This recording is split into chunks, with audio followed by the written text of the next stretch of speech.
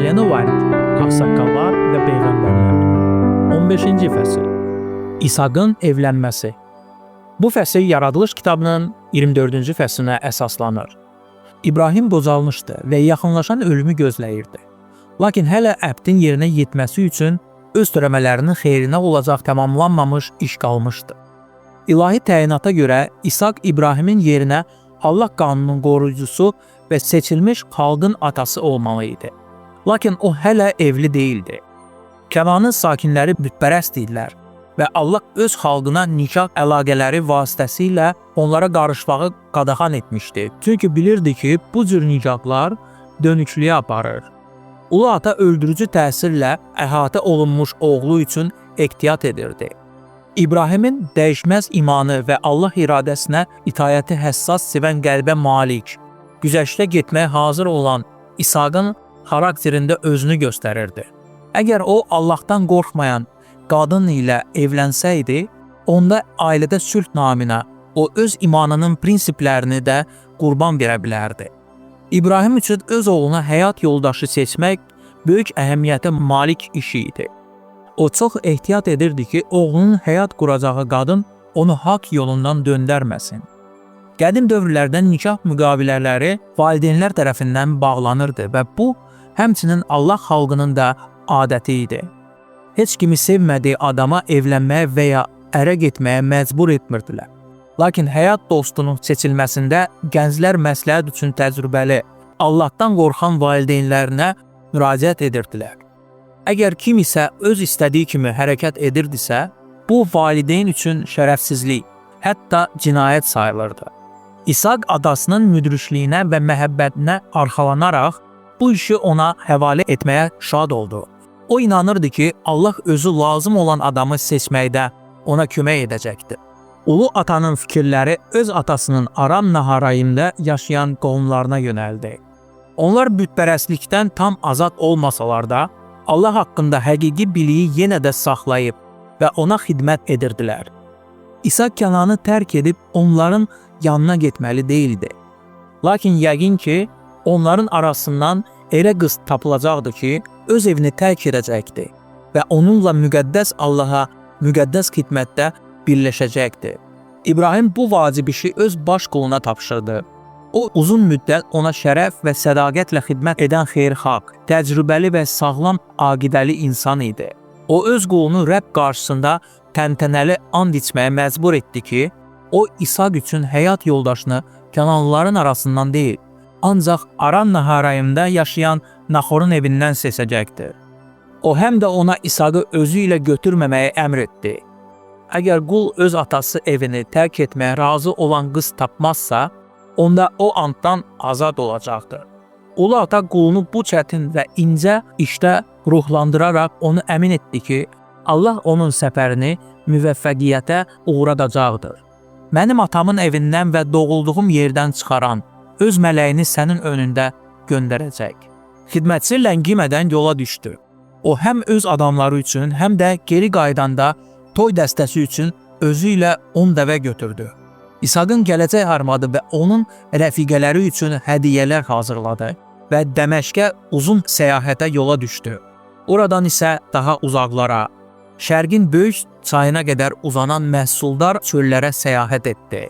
Naxorun şəhəri Xarana çatdıqda o, şəhər divarları yaxınlığındakı quyunun yanında dayandı. Axşamüstü qadınlar buraya su üçün gəlirdilər. Yalnız onun ağasının ailəsinin deyil, həm də bütün gələcək nəsillərin rifahının aslı olduğu həlledici saat çatmışdı. Bəs ona tamamilə tanış olmayan insanlar arasından ağıllı seçkini o necə edə bilərdi? Allahın öz mələyini onun önündə göndərəcəyi haqqında İbrahimin sözlərini xatırlayaraq o kömək üçün ürəkdən dua etdi. Öz ağasının ailəsində o daimi hörmətə və qonaqpərvərliyə öyrəşmişdi və indi dua edirdi ki, Allah tərəfindən seçilən qız nəzakət göstərməklə seçilsin. O duasını təzəcə qurtarmışdı ki, artıq cavab aldı. Quyunun yanına yığışan qadınların arasında bir qız öz nəzakətli davranışı ilə onun diqqətini cəlb etdi. Bu qız quyudan aralanan kimi naməlum adam ona yaxınlaşdı və onun çiynində saxladığı küzədən bir qədər su verməsini xahiş etdi. Qız nəzakətlə cavab verdi. O həmçinin onun dəvələrinə də su verdi. Adətən rəislərin qızları belə atalarına məxsus olan heyvanlara özləri su verirdilər. Beləliklə, xidmətçinin gözlədiyi əlamət ona verildi. Qız çox gözəl idi və onun nəzakətlə xidmət etməyə hazır olması onun xeyirxah qəlbinə və enerjili, canlı təbiətinə şəhadət edirdi. İlahi əl bu vaxta qədər xidmətçiyə istiqamət verirdi. Onun mehribanlığına minnətdarlıq əlaməti olaraq ona qiymətli hədiyyələr verib, qızdan valideynləri haqqında soruşdu və biləndə ki, o İbrahimin qohumu Betuelin qızıdır, o əyilib Rəbbə səcdə etdi. İbrahimin xidmətçisi soruşdu ki, onun atasının evində gecələyə bilərmi və minnətdarlığını ifadə edərək özünün İbrahimin evinə məxsus olduğunu söylədi. Qız evə qayıdaraq bütün baş verənlər haqqında danışdı və onun qardaşı Lavan dərhal həmin adamı və onun yoldaşlarını evə dəvət etmək üçün tələsdi.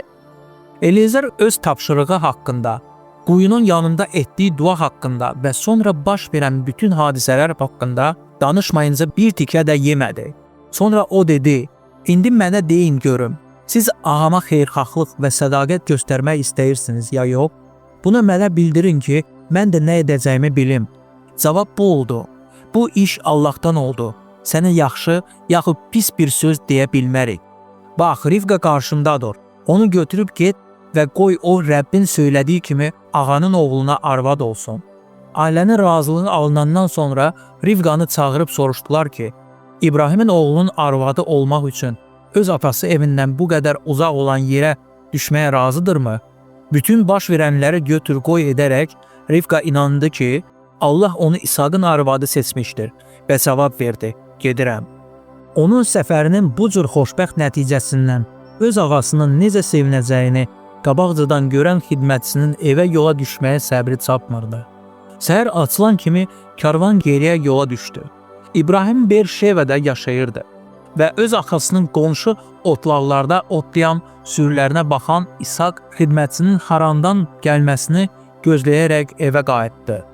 Axşam düşəndə İsaq bir qədər düşünmək üçün çöllüyə getdi. O başını qaldırıb baxanda gördü ki, dəvələr gəlir. Rivqa da başını qaldırıb İsaqı görəndə dəvədən düşdü. O nökərdən soruşdu, bizi qarşılamaq üçün çöllüyə gələn bu adam kimdir? Nökər, ağamdır, dedi. Rivqa rübəndini üzünə çəkib örtündü. Nökər bütün işləri barədə İsaqa danışdı. İsaq Rivqanı anası Saranın yaşadığı çadıra apardı və Rivqa onun arvadı oldu. İsaq onu sevdi və anasının ölümündən sonra onunla təsəlli tapdı. İbrahim, Qabilin günlərində onun dövrünə qədər Allahdan qorxanlarla Allah qorxusu olmayanların nişadlarının nəticələrini müqayisə etdi. Onun Həcərlə olan nikahının nəticələri, İsmailin və Lutun evlənmələrinin nəticələri ona aydın idi. İbrahimin və Sarayın imansızlığı İsmailin doğulması ilə, Saleh toxumun şərəfsiz toxumla qarışması ilə nəticələndi. Atanın oğula təsiri ananın bütpərəst qohumları və İsmailin imansız arvadları tərəfindən sərt müqavimətə rast gəldi. Həcərin qısqanclığı və onun İsmail üçün seçdiyi arvadların qısqanclıqları onun ailəsinin ətrafında İbrahimin səylə dəf etməyə çalışdığı divar yaratmışdı.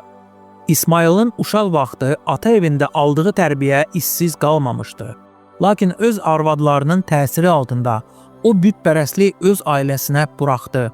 Atasından ayrılan və Allah qorxusunun olmadığı evdəki daimi mübahisələrdən və ziddiyyətlərdən gic olan İsmail vəhşi həyat tərzi keçirərək səhrada quldur dəstəsinin başçısı oldu. O hamı isə ona qarşı çıxacaq. Yaradılış 16-12. Nəticədə o öz qanunsuzluqlarından peşman oldu və öz atasının Allahına qayıtdı. Lakin onun xarakterinin cizgiləri onun törəmələrinə miras qaldı. Ondan törəyən qüdrətli xalq qızğın xasiyyətə malik idi. Bunlar bütpərəstlərdir. İsaqın törəmələri üçün daimi bədbəxtlik və narahatçılıq mənbəyi idilər. Lutun arvadı Xuddin imansız qadın idi. Lut onun təsiri altında İbrahimdən ayrıldı. Əgər o olmasaydı, Lut müdrik və Allahdan qorxan ulu rəhbərin məsləhətlərindən məhrum olaraq Sodomda qalmazdı. Əgər onun vaxtı ilə İbrahimdən aldığı müqəddəs tövsiyələr olmasaydı, arvadın və şərəfsiz şəhərin sakinlərin təsiri onu Allaha dönük çıxmağa gətirərdi. Lutun evlənməsi və onun Sodomda məskən salması çoxlu nəsillər boyunca dünyanı çoxsaylı bədbəxtliklərə düçar edən hadisələr zəncirinin ilk halqaları idi. Öz canını təhlükəyə məruz qoymadan, Allahdan qorxanlardan heç kim ondan qorxmayanlarla öz həyatlarını bağlaya bilməzlər. İki nəfər razılaşıb görüşməsə, bircə yol gedərmi? Amos 3:3. Ailə ittifaqının xoşbəxtliyi və rifahı hər iki tərəfin baxışlarının birliyindən asılıdır. İmanlı ilə imansız arasında meyillərdə, zövqlərdə, səylərdə böyük fərq vardır. Onlar aralarında ümumi heç bir şey olmayan iki ağaya qulluq edirlər. Həyat yoldaşlarının birinin prinsipləri nə qədər müqəddəs və ədalətli olsa da, imansız həyat yoldaşının təsiri həmişə onu Allahdan uzaqlaşdıracaqdır. Əgər kimsə hələ imana gəlməzdən əvvəl nikah bağlamışdırsa, onda o, ailəyə sədaqəti qorumaq üçün bununla üzərinə daha böyük məsuliyyət götürmüş olur. Baxmayaraq ki, onların dini baxışları arasındakı fərq nə qədər böyükdür.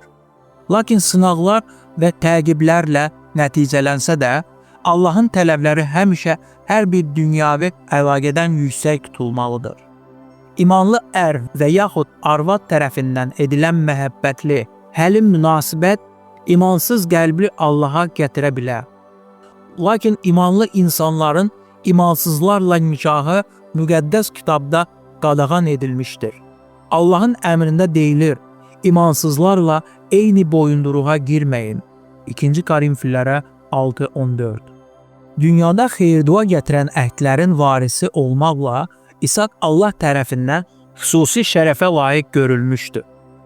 Onun artıq 40 yaşı olsa da, onun üçün həyat yoldaşı seçməyi təcrübəli və Allahdan qorxan xidmətçiyə etibar edən atasının iradəsinə tabe oldu. Müqəddəs yazının şəhadət etdiyi kimi, bu nikahın nəticəsi ailə xoşbəxtliyinin riqqətə gətirici gözəl səhnəsi oldu.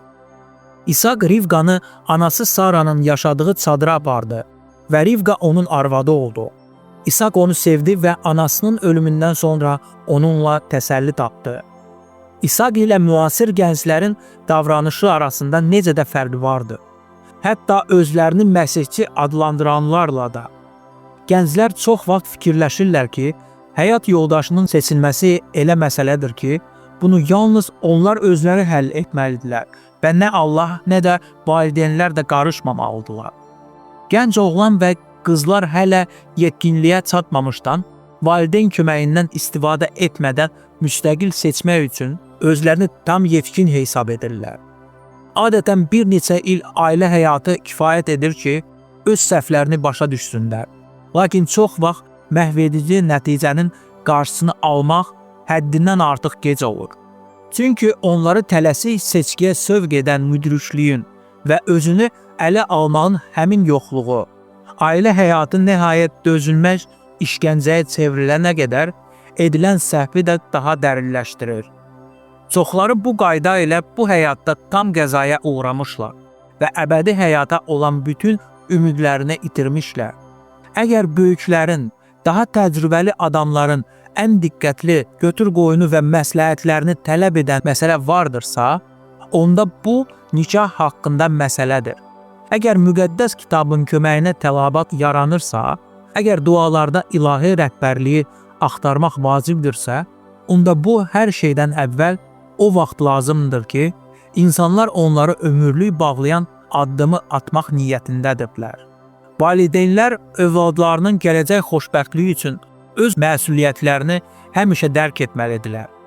İsaqın atasının rəyinə hörməti, oğlunu itaətə öyrədən tərbiyənin bəhrəsidir. İbrahim öz övladlarına valideyn nüfuzunun tanınmasını tələb edirdi. Onun gündəlik həyatı isə şəhadət edirdi ki, atanın hakimiyyəti egoizm və qəddarlığa deyil, onlar üçün xeyir-dua və xoşbəxtlik axtaran məhəbbətə əsaslanır. Övladlarının özlərinə ləyaqətli həyat yoldaşı seçə bilmələri üçün atalar və analar öz övladlarının hisslərinə rəhbərlik etmək məsuliyyətini öz üzərlərində hiss etməlidirlər. Onlar Allah lütfunun köməyi ilə tövsiyələr verməli və şəxsi nümunə vasitəsilə öz övladlarının xarakterlərini ilk yaşlardan elə formalaşdırmalıdırlar ki, onlar təmiz və əlcanab olsunlar. Yalnız xeyirxah və həqiqi şeylər onların diqqətini cəlb etsin. Oxşar-oxşarına can atır, tay-tayına hörmət edir.